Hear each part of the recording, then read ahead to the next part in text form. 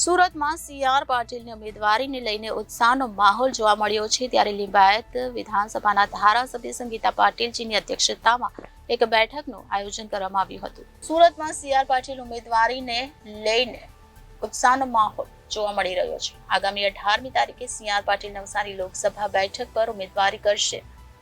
લિંબાયતના ધારાસભ્ય સંગીતાબેન પાટીલની અધ્યક્ષતામાં એક બેઠકનું આયોજન કરવામાં આવ્યું હતું. નવસારી લોકસભાના મહિલા આગેવાનોની સાથે બેઠક યોજાઈ હતી. આગામી 18 તારીખે ભવ્ય તૈયારી કરવાનું આયોજન કરવામાં આવ્યું છે. તમામ મહિલા આગેવાનો સી.આર. પાટીલની ઉમેદવારીને લઈને ખૂબ ઉત્સાહિત જોવા મળી હતી.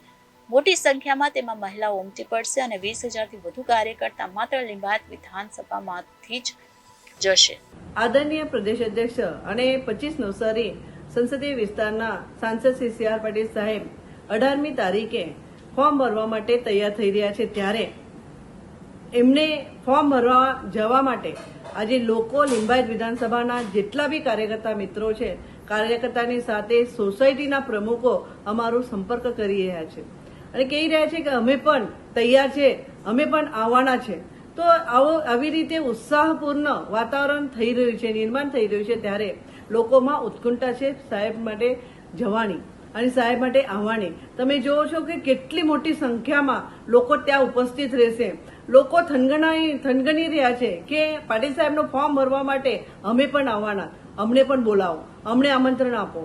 ત્યારે સ્વયંભૂ લોકો ત્યાં અમને કહી રહ્યા છે, ત્યારે અમે પણ એમને કહીએ આવો, તમને આમંત્રણ છે, બધાને જ આમંત્રણ છે, સ્વયંભૂ તમે આવી શકો છો.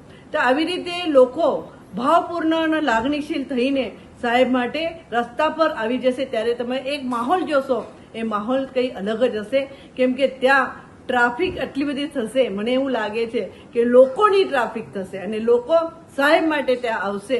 અને આજે જ્યારે મારા વિસ્તારના કાર્યકર્તાઓમાં આટલો બધો ઉત્સાહ છે, ત્યારે મને પણ ખૂબ આનંદ થાય છે કે પાટીલ સાહેબ માટે લોકો રસ્તા પર ઉતરે. Reporter Hitesh Prajapati, Janadesh news, Surat.